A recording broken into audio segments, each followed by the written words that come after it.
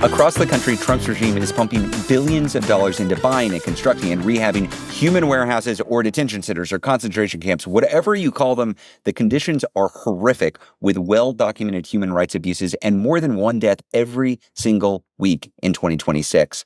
Leah, what are we going to do about all this? Well, it turns out there are successful organizing efforts all across the country underway to combat these abominations from red to blue states. To go deep on how local organizing can be effective, we're going to talk with Silky Shah, the exec director of Detention Watch Network, who we are partnering with on a big national campaign against these camps. So welcome to What's the Plan? I'm Leah Greenberg, co-executive director of Indivisible. And I'm Ezra Levin, the other co-executive director of Indivisible. And Leah, you're going to introduce Silky in a sec. But before we get to that, we're going to kick off with our now weekly Better Know an Indivisible group. And I am pleased to better know Indivisible Charlottesville in Virginia. And they've done a couple of things that I want to highlight in the last couple of weeks. One is, y'all might have read in the news that Trump was headed over to Charlottesville for a fundraiser at the Trump Winery. And Trump goes and does fundraisers all the time. He's traveling for these things all the time. Maybe he goes in, raises a boatload of money, and then leaves and nobody takes note. That's not what happened, Leah, in Charlottesville. It's not what happened. I will read you a headline from the local news of what happened in Charlottesville. It says, and I quote, "Trump visit brings out protesters in Charlottesville." Indivisible Charlottesville found out that Trump was coming to town and immediately, boom, got to work organizing not one, Leah, not two, but 3 protests in the Charlottesville area against Trump's visit. This is the first time Trump had been to the area since his infamous, there were fine people on both sides following the white supremacist rally several years ago.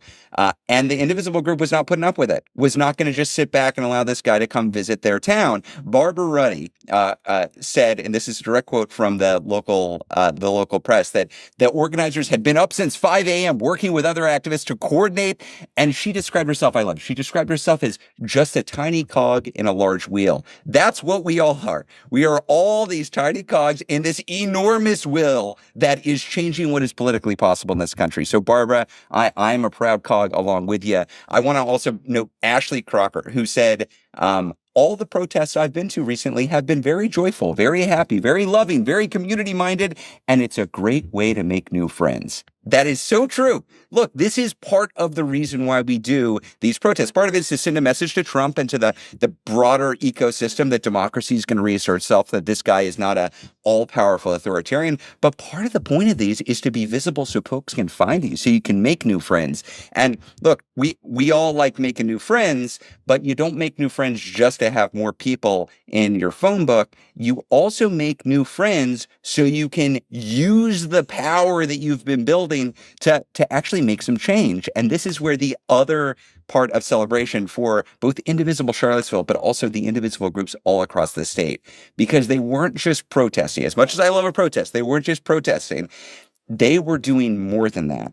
In just this week, they were contesting for power in a very real way. They scored a massive blow against Trump's attempt to rig the midterms. So all across the state, Indivisible groups are using our neighbor-to-neighbor Indivisible voter contact tool. This is a tool to get in touch with your local neighbors who may or may not vote. We identify the folks who probably are on our side, but they don't vote every time. And so we use that loose connection of you being just a few doors down to get the door open, have a conversation with folks, and get them out to vote. And you know what happened, Leah?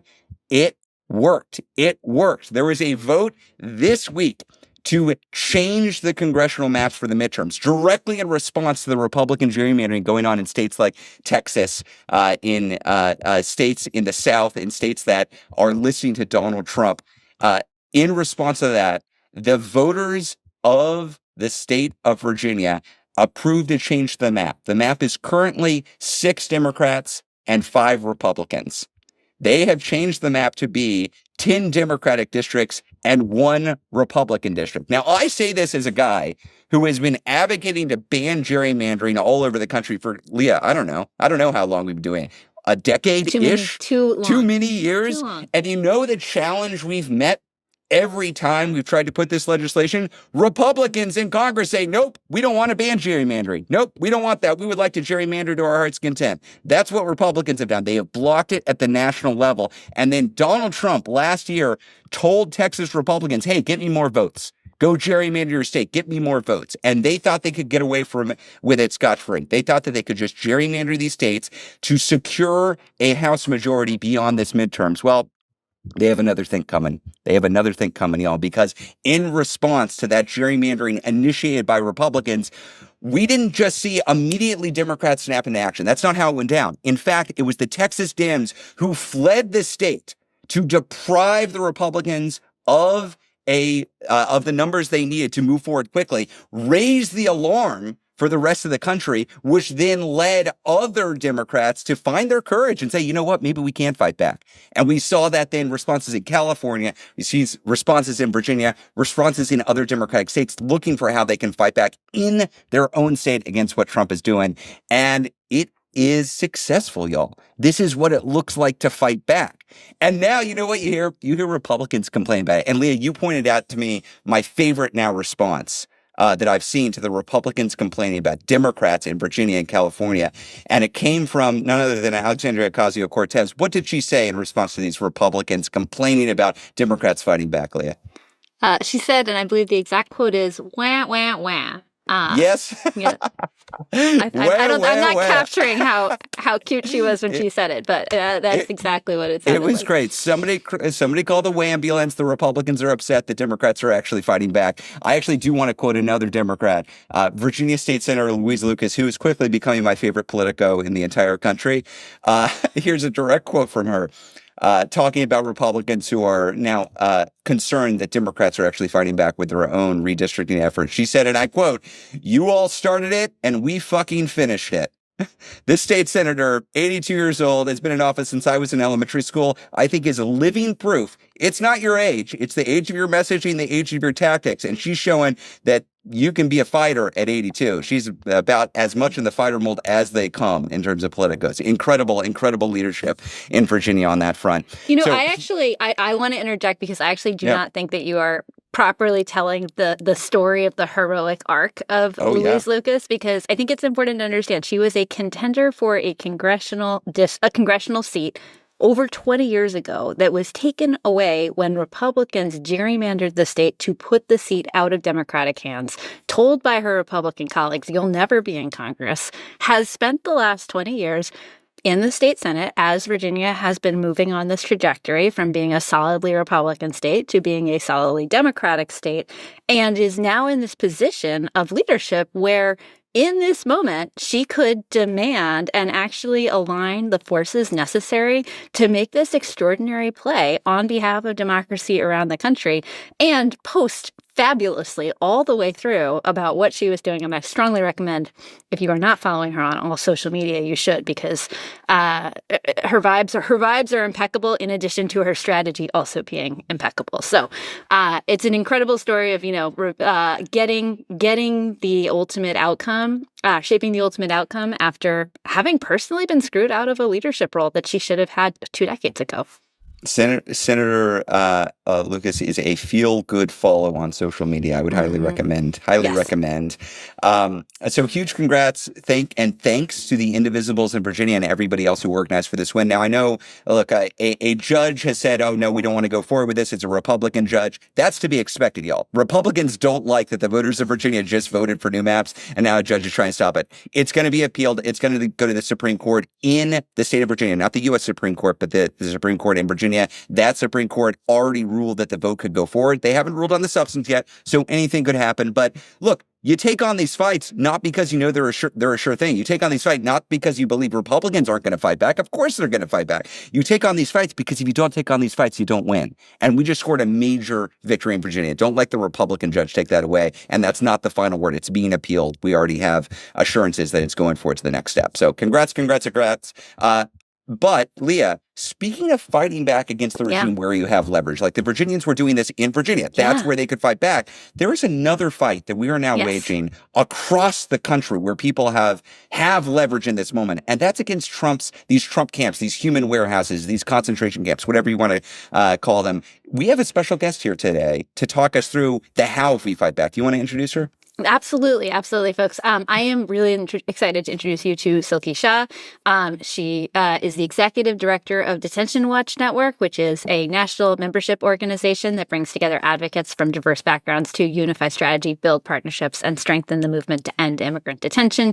If you are a regular Indivisible watcher, listener, engager, you will certainly have heard us talk about their incredible materials for people who are looking for how to get involved in a warehouse fight near you. You will have heard us talk about how we are collectively partnering on a national Stop ICE Warehouse Detention Day of Action on the 25th. Silky is an expert on all of the things that you ask us incredibly detailed questions about. And so we are really excited to have her here to share more about the overall, the history, how we got here, what this moment means, and what are the tools to fight back. Just really quickly, she's been working on as an organizer on issues related to racial and migrant justice since she began fighting the expansion of immigrant jails on the U.S.-Mexico border in the aftermath of 9/11. In addition to seeing her live at Indivisible, you may have also heard or seen her writing on NPR, MSNBC, Washington Post, or Teen Vogue, or maybe you saw her book, The Jail is Everywhere, Resisting Borders and Technologies of Violence or Transformative Planning. We are really excited to welcome Silky to take all of your questions on what is happening right now and how we fight back. So I'll kick it off. First of all, welcome. Thank you so much for having me. It's really wonderful to be here. It's really amazing to see the level of engagement. I'm thrilled to be partnering with Indivisible and so lovely to be here with you all. Amazing. Well, welcome. Thank you. I know folks are really excited to hear from you. So I'll just ask to give you to start as someone who has been, leading efforts fighting detention and detention expansion for years. Can you help us understand, the current moment with a rapid expansion of detention centers and why this is such a crucial part of the Trump administration's mass deportation strategy? Yeah, I mean, first to just name to get everybody on the same page, like the reason why people are detained is usually because they're awaiting a hearing on their immigration case, awaiting deportation or awaiting appeal on that case. So they're in there often indefinitely. And so part of the reason that we fight detention is because it is incredibly inhumane. It's, we've seen 17 deaths in detention in 2026 alone. I mean, we're seeing record numbers.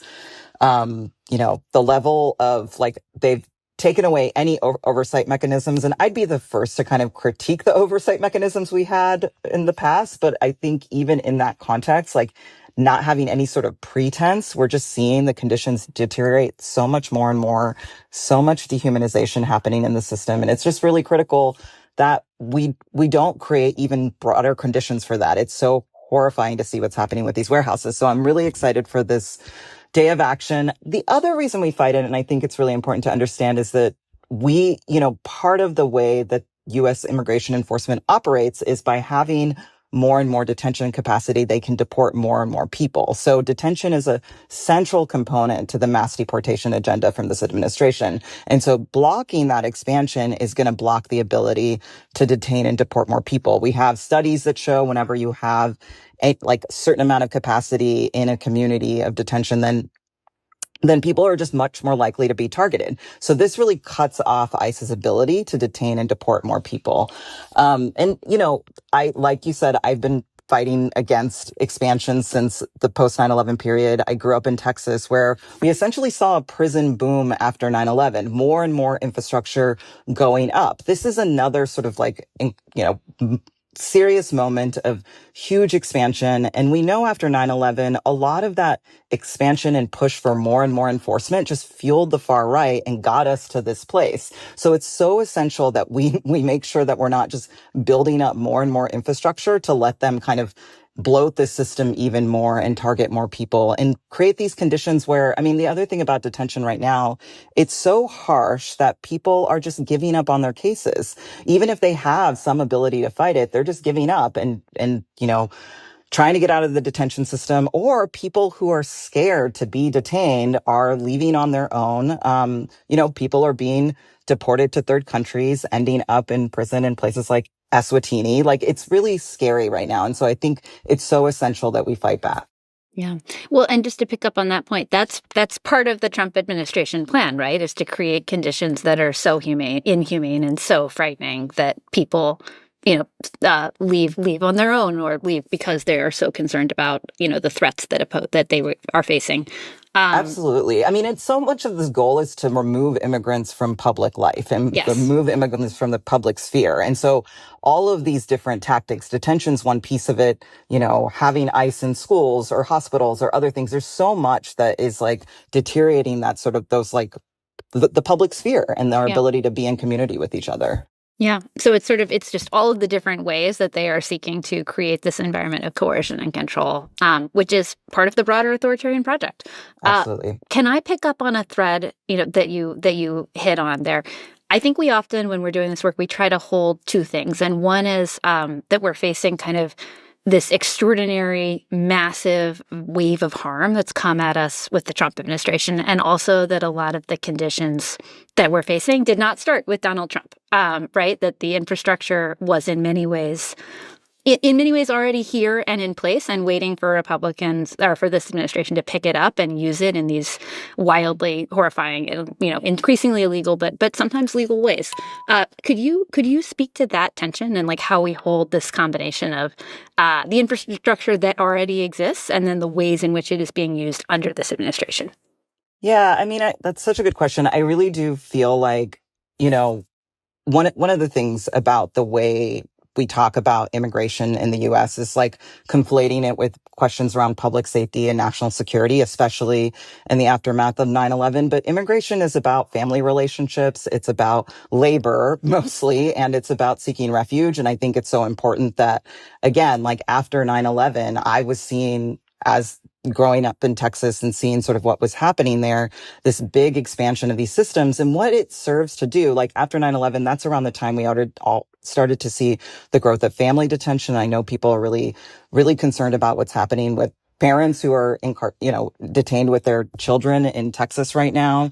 And I think a lot of that, what it does is it dehumanizes immigrants more and more. It does this thing where it tells people that these are people are not fully human. And then that makes it harder for us to fight the case for legalization and other things that we're trying to do to make the case for immigrants more broadly. And so part of what we've seen over time is that, it has been a bipartisan effort to really build up the detention system over the years. And in a lot of ways, I think these moments where we've seen some shifts and early Biden, there was a lot of intention to actually move away from family detention, move away from these really harsh policies, but without really, making that commitment and having both a pro-immigrant stance and an anti-enforcement stance, we weren't able to hold that. And so I think what we see now is this like build up and kind of acceptance of this as the norm, when in fact, like many years ago, we didn't detain people at this level. This is not something that we have to do. And again, like I said before, people are just there awaiting a hearing. People can be with their family while they're going through their immigration proceedings. They can continue to be in community. They have so many more resources that way. Like detention just, it's a place where rights are stripped more and more, which is why this administration has used it as a testing ground for their authoritarianism. Silky, it's very clear that these are horrific moral abominations that the Trump regime is spending hundreds of millions of dollars, maybe more, to construct over the opposition of even members of their own party. We try to have as much of a bias towards action here as possible. We want people to be informed, but we want people to know, like, what does it look like to actually do this work on the ground? So we've seen a lot of instances of folks in red states and in blue states and in purple states trying to come together as a community to stop proposed sites like these detention camps. Can you talk a little bit about what does it look like when that actually happens on the ground? What does it feel like for the people who make it happen? Well, the thing I think about the most often is this incredible effort in Illinois and also like northern Indiana to stop expansion. And this took place for many, many years, probably the most incredible game of whack-a-mole you could ever imagine, where, there's so many different sites where there was these efforts to build a new private detention center, 1,000-bed facility. They didn't have one. Like, this was a big strategy under the Obama administration to have these like large consolidated facilities. And so they tried to do this for so many years in Illinois, and at every single site, you can talk to folks there, like you had community members say, no, we don't want this in our community. And, it's anywhere from like having engagement with city councils, county councils, thinking through like who are the different actors involved, understanding the role that the state plays, having yard signs, thinking about different groups coming together, faith groups, advocacy groups. Like in one town, I remember there was this academic and his son who just got really riled up and they were able to wage his campaign. In these small communities, that's really possible.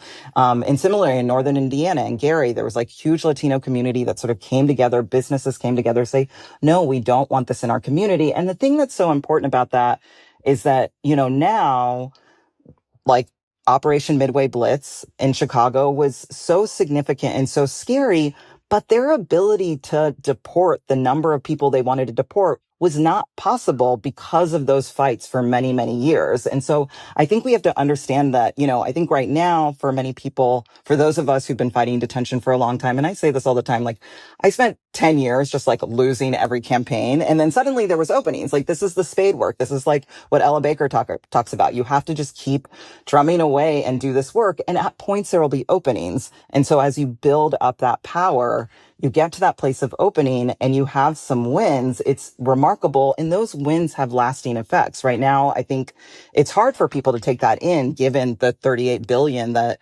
ICE wants to spend on detention this year. But at the same time, you look at what happened in Chicago, you look at what happened in Minneapolis. When you don't have that scale of detention capacity, that really limits what they're able to do. And so I think that's what people are holding on to now. And it allows those folks in Chicago to actually focus on other ways to support immigrant community. Can you talk a little bit more about why is this successful now? I think a lot of folks are very used to the Republicans just purely listening to the regime, Trump's regime right now. And if he says jump, they ask how high.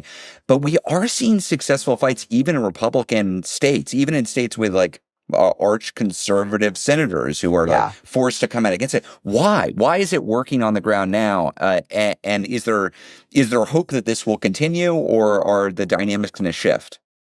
I really do think Minneapolis opened up the world's eyes to like what happens whenever you essentially create Trump's occupying army with more and more ICE agents. Like it's kind of, the scale is out of control, and there's a lot of harm that happens when you have ICE on the ground in this way. And then similarly, detention is I think the level of coverage and understanding that people have about detention is so much more now because of what's happening. People are paying attention in a different way.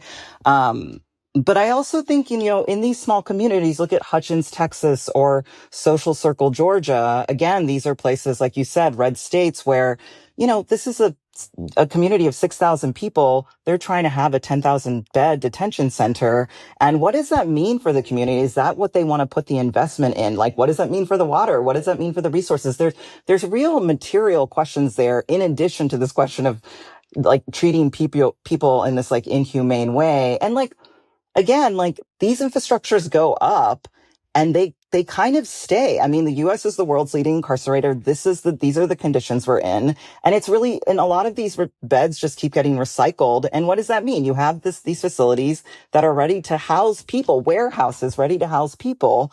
Like over time, how does that extend to different populations? What does that mean for our community? So I think people are reckoning with those questions and also understanding like, what are the investments I want in my community? Making those broader connections, understanding that, housing, nutrition, healthcare, all these other things are actually what our communities need, and not putting these investments in massive detention centers that are, there to sort of treat people as, commodities as opposed to people. It's very encouraging that this isn't just a morally righteous fight, but it's a strategic fight that can notch some real significant wins that'll improve people's lives. And we're few and far between for those kinds of fights, Silky, that will result in immediate benefits that way. And this is one of those places where, regardless of where you are, people can get involved and have an impact right now. It's pretty exciting. Yeah, I mean, I've been so inspired. I will say it like, I think Minneapolis especially, for so long, especially in those years when we were fighting deportations under the Obama years, like it was about immigrant youth fighting and like immigrant communities rising up. That's really hard to do right now with the fear mongering that's happening and the risk for people. And so what has been so beautiful about working with Indivisible, what's been so incredible about seeing the work in Minneapolis is that this is about solidarity and this is about anybody has a role in this. Anybody can fight back. And what we're seeing this weekend, 180 actions, incredible to see. And there's a lot of different ways for folks to get involved, whether, pushing your community to have a moratorium on detention, if there is expansion happening there, getting involved in those efforts.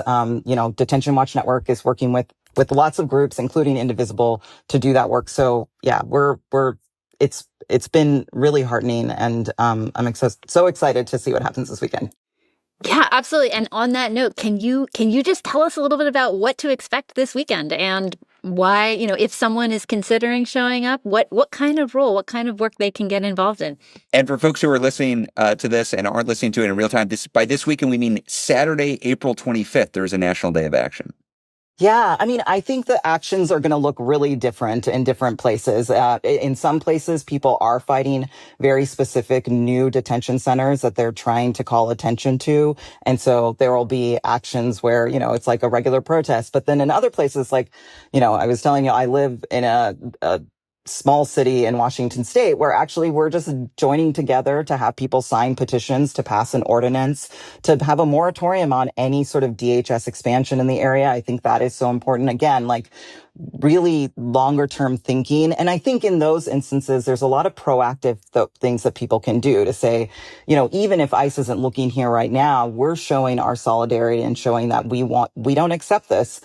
So it's going to be a lot of different things over the weekend. And I imagine people can get the map and understand what's happening in their community and join us. So we're really excited for it. Cool. That's the plan, Sophie. Thank you for joining us. Thanks for partnering with us on this. We are really honored to be in this fight with you, and just so appreciative of your expertise and your long history of being on the front lines of this fight. And we'll do everything we can to drive as much support to this campaign as we can. This is, as I said, I think this is obviously the right thing to do, but it also just feels good to notch some wins in defense of our communities, which is what the possibilities in front of all of us right now. So we want to notch those wins. And it's how we keep going. Like this is a long-term fight. So feelings very much mutual. Thank you so much for having me. Thank you for being with us. Bye. Thank you. Bye. That was great and very practical and very informative. So I hope everybody is going and checking out. You can go to Detention Watch Network, or you can go to Indivisible website, check out in your area if there are events going on, or get plugged into the longer term work. I just about guarantee you in just about every area, there is either talk of or plans to construct one of these camps. It is a massive, massive campaign. And that's the bad news. And the good news is it is a losing fight for them. If we organize opposition, we can win these things. So highly recommend folks get engaged. It's some of the most impactful organizing we can do in this moment right now. Leah, with that, should we go on to the live Q&A? To the questions. Yeah. Okay. As always, we will answer the questions as they come in. So please ask and vote.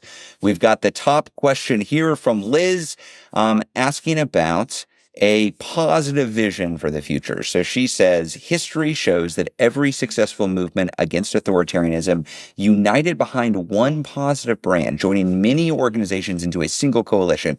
We have thousands of amazing organizations doing great work, but don't seem to have a common identity or brand. Even MAGA has a red hat.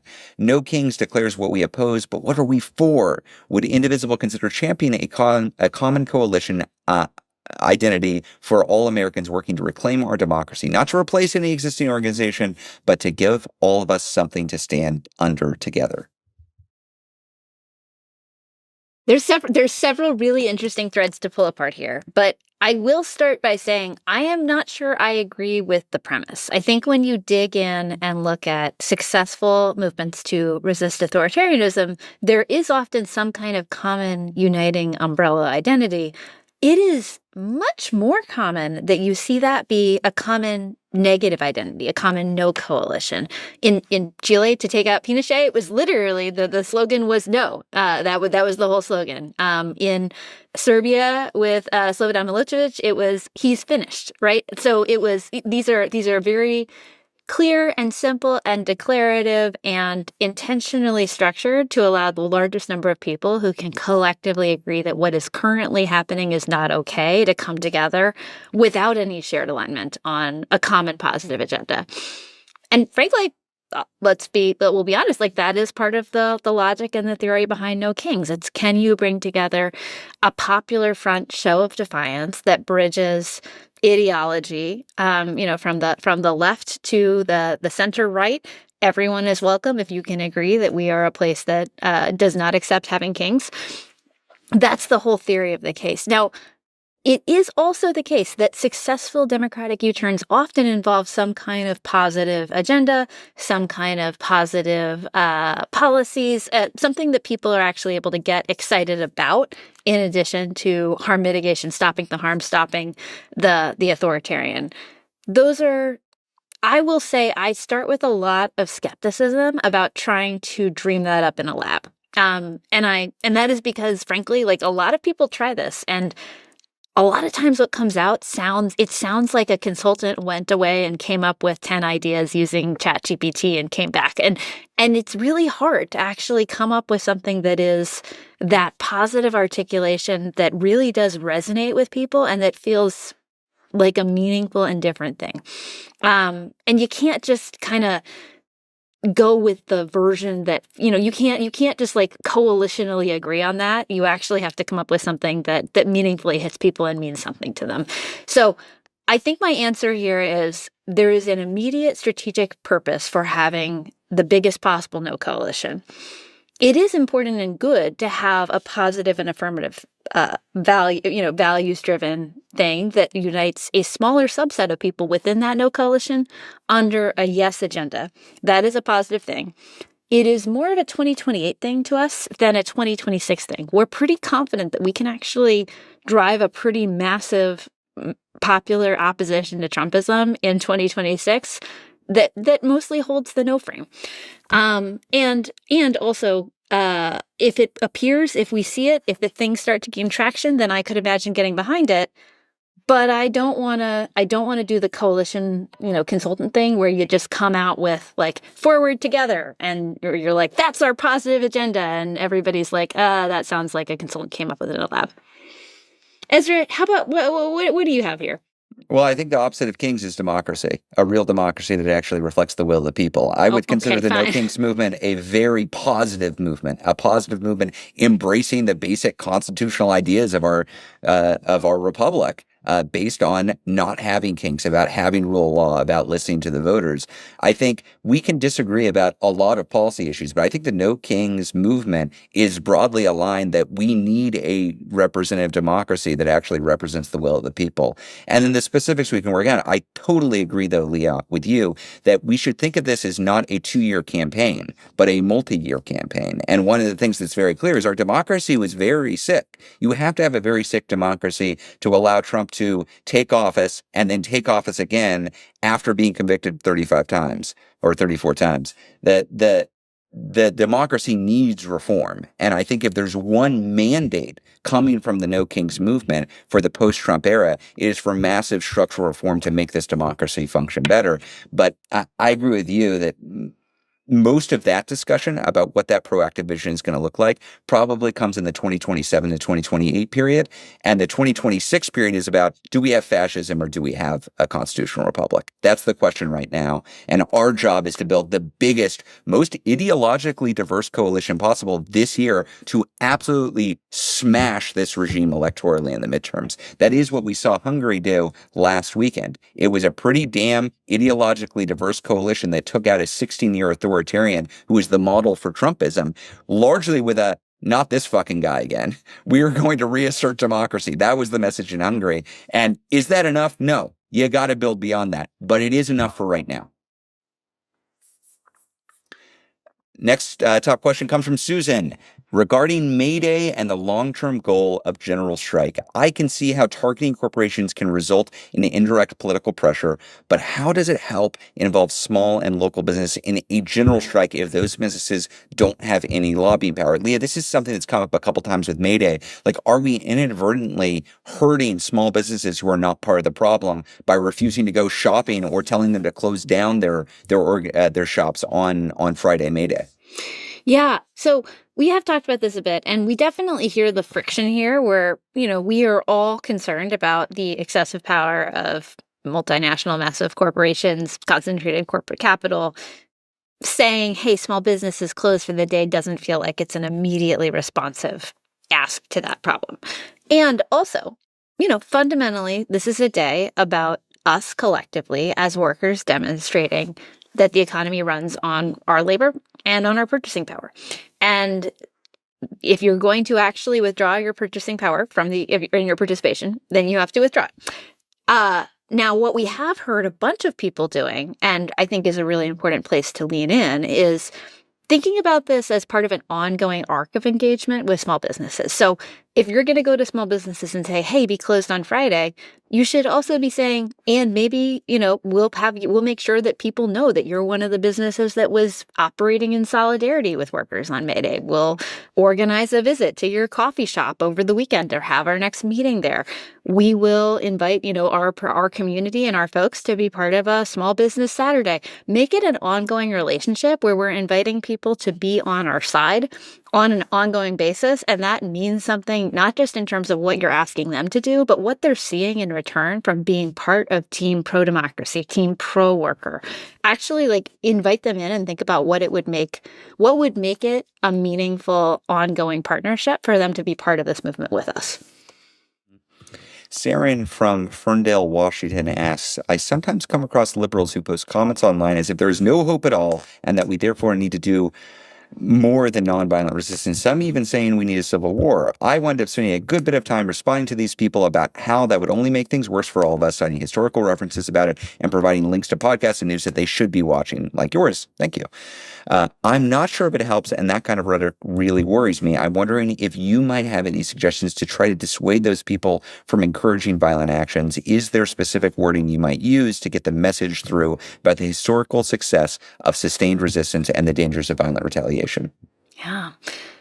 I think the first place I have to start in responding to this, because I see the same thing sometimes when I log onto Instagram, when I log onto Threads.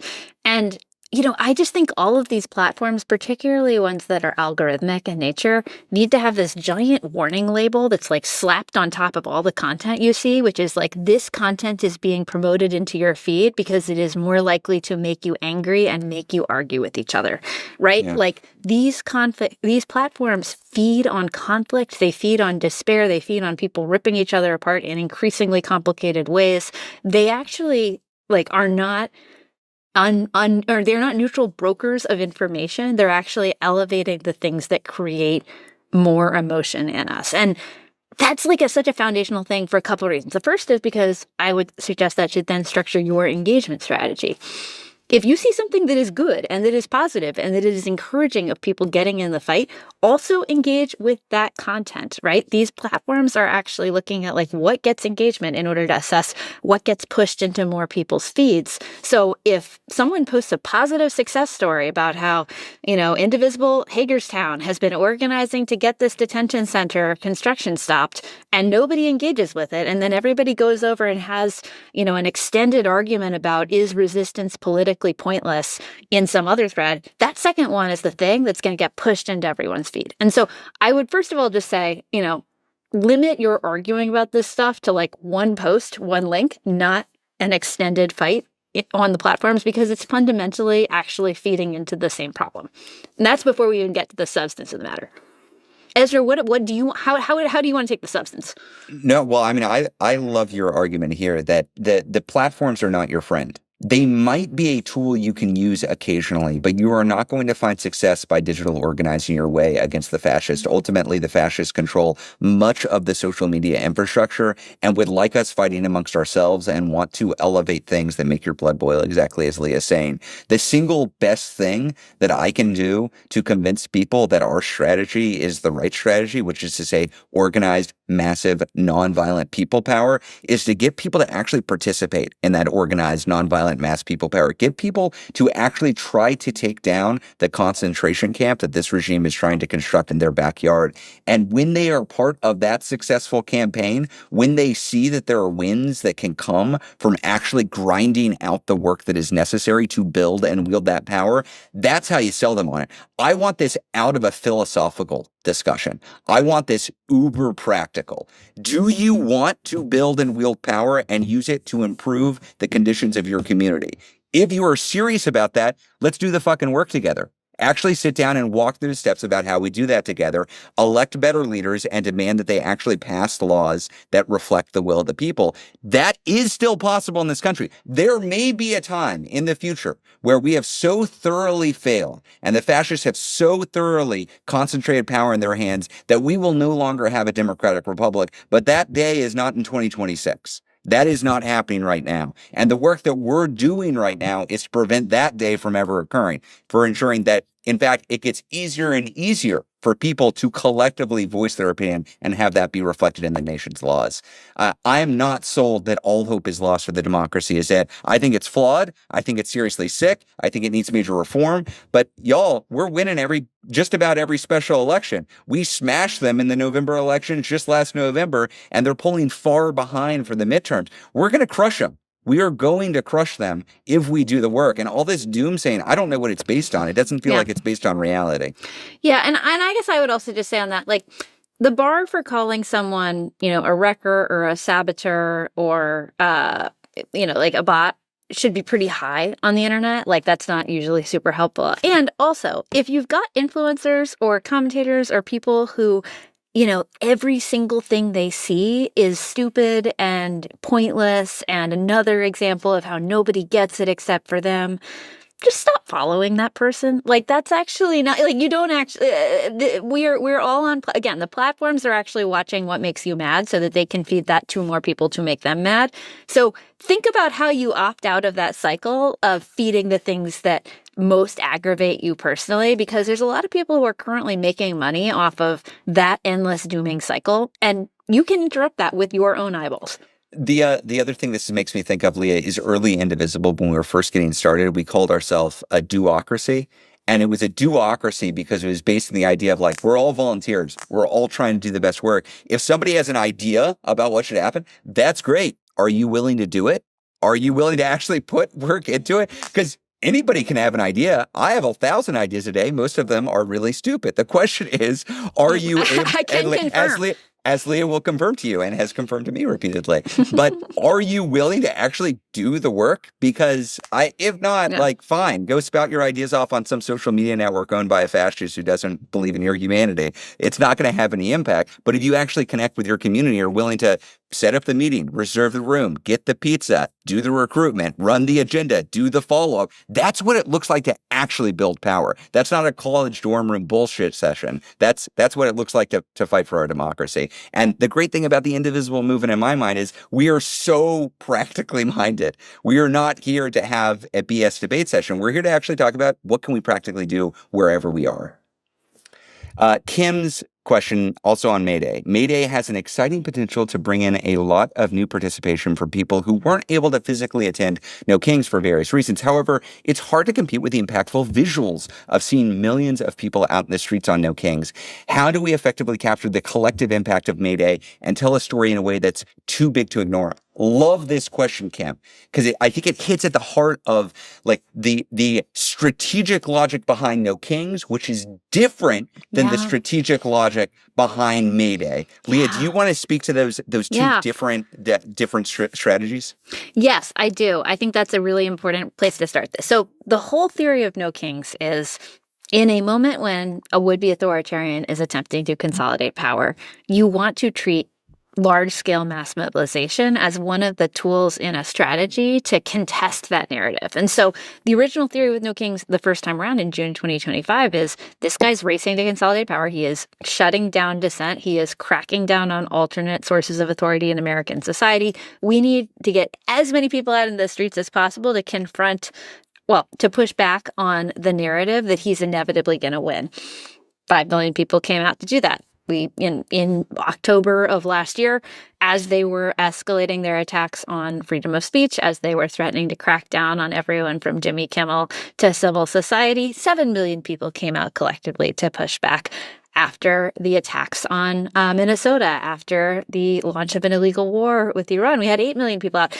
Each of these were, again, that bringing together of the popular front to create a mass popular show of defiance that demonstrates that this guy is not, in fact, in touch with the secret will of the American public, that this guy is not on track to successfully consolidating power in American society, that he is a fallible, out of control, lunatic, would-be mad king, whose power is limited and whose time is limited. And that's the theory of that kind of mass show of force. May Day is actually aimed at a broader set of targets, and it is a test of our ability to withdraw our labor and our participation from systems in order to signal how critical we are to those systems operating on an ongoing basis. And so inherently, the visual element of that is going to be less powerful than how meaningful it is to how many employers, how many cities, how many school systems is the actual day in which we collectively say workers over billionaires. And so totally hear you on, the visuals are going to be different. Generally speaking, if you're trying to get as many people as possible out, you do plan it for a weekend and not for a day of work when some people can come out and some people are critical workers or, are wage workers who cannot take the day off. That is totally understood. I think we'll still get some very solid visuals out of many of the major cities where folks are convening and where there will be major protests. I also think that we need to think creatively about how we account for this stuff. We'll be thinking about how do we measure and track Indivisible movement participation here, and we will have more on that for you shortly. And we'll also be looking at other ways in which this is meaningfully impacting society. We're hearing some reports of potential school closures in different areas where there are going to be there are a number of absences from teachers. We are hearing about collaborations with some city governments in places. There will be a range of different ways in which we're able to say, this was a day of economic disruption for people, and this is the way it played out. I think it's the school closures and the business closures and the folks staying home from work and then gathering community. I think that's different. That is different than No Kings, and it's a different tactical escalation that I think is what we will be looking for, both for the narrative purposes, but y'all, this isn't just about narrative. No Kings was about narrative and recruitment. That's what it was. This is about testing our economic strength. Understanding what are we able to do when we need to do this, because the purpose of May Day is not May Day. That is not the goal. The purpose of May Day is a structure test on flexing our economic power months before Trump tries to sabotage the midterm elections. Because when he tries to sabotage the midterm elections, it's not going to be enough to pull out 15 or 20 million people on a Saturday, and then everybody goes to work on Monday and acts like nothing happened. When he tries to sabotage the election, we need to be able to flex this economic muscle. So May Day is a test. Let's see what we're able to do. Let's learn what was successful, what wasn't successful, where we're strong, where we're not strong, and then we can spend the next 6 months building up towards it. Same basic question from George, pointing out no shopping, no working, no schooling. How are we going to measure impact? I think we're covering this, which is you measure impact by, do you have tactical escalation in a sufficient number of places, and are you extracting clear learnings from that so you can build over the next 6 months? Are there any other specific types of impact you're looking for, Leah? I think those are the main ones. Yep. Okay, Eric is raising a boycott possibility for us, which I've heard a little bit about this, but I don't have full information. Eric is proposing that we boycott the animal Farm film coming out on May 1st. And says it's important to be aware that it's being distributed by Christian nationalist and Christian conservative propaganda studio Angel Studios that was behind the QAnon propaganda film Sound of Freedom. Roughly 20% of every dollar this movie makes at the box office will go directly to Angel Studios to produce Christian conservative propaganda to warp the minds of children and impressionable adults. That sounds bad, Leah. I don't like that. I also don't like how many good big names are attached to Seth Yeah, I Rogen, like Glenn Seth Coe, Rogen. Steve Buscemi's great, Woody Harrelson, Kathleen Turner, Jim Parsons. I'm not, Eric, I'm going to be honest, I'm not fully aware of the background. If this is exactly as you say it is, I think that's probably worthy of a boycott, and we should be talking about it more. Here's my commitment: by the next, Leah's shaking her head. I am. That's not how we develop boycott campaigns here at Indivisible, Ezra. Leah will always correct me if I'm wrong, and I might be wrong here. But here's my commitment: by the next week, we will make a point to actually at least comment on this. We'll do some fact checking on this, do some research, and we can report back to folks on what's the plan next week. Leah, is that okay? Sure. I mean, maybe this is a good prompt to talk a little bit about like where and how decisions around corporate campaigns, how we make decisions. Because I will just be honest, we are in an era where if your standard for should we boycott X company or product has the corporation involved done something really fucked up recently, the answer is like 98% of the time, the answer is yes. And so we actually have to have a little bit more tightness in our theory of the case around why certain targets, how are they directly enabling fascism? How do we think that we can, meaningfully, by shifting one target, shift the behavior of a broader set of people? What's our theory of how individual actions targeting specific corporations ladders up into meaningfully pushing back on the MAGA movement and its pillars of power in this society? And so, when we look at something like a Spotify campaign, right, the theory of the case was not Spotify running ICE ads is the single worst thing that's ever happened in American society. It was, this is a company that's pretty vulnerable to, public pressure because it cares about its brand and its reputation in a meaningful way, that many people who are in our movement actually are part of or use on a regular basis.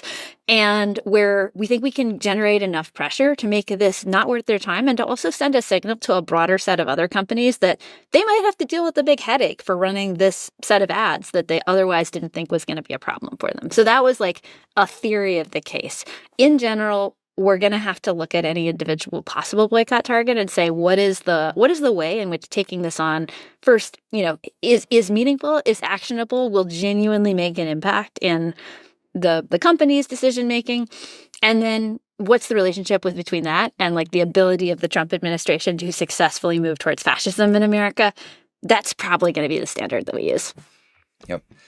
Stephen has a good question on the Supreme Court. Says the ticking time bomb at the Supreme Court makes flipping the Senate this fall critical. There is a great concern that Trump will try to extend the extreme conservative majority on the court for a full generation by getting Alito and Thomas to voluntarily retire, replacing them with younger Kavanaugh types before the end of Trump's term. Goes on to talk a bit about that and what we're doing on the campaign against that. Let me say a couple of things because we have been deep in on this threat. One is earlier this year, we joined up with Demand Justice, which is a great organization we've worked with a lot before, specifically to prepare for the retirements of Alito or Thomas. I was talking to the Bulwark, I think last week, they published an article on our preparation for this.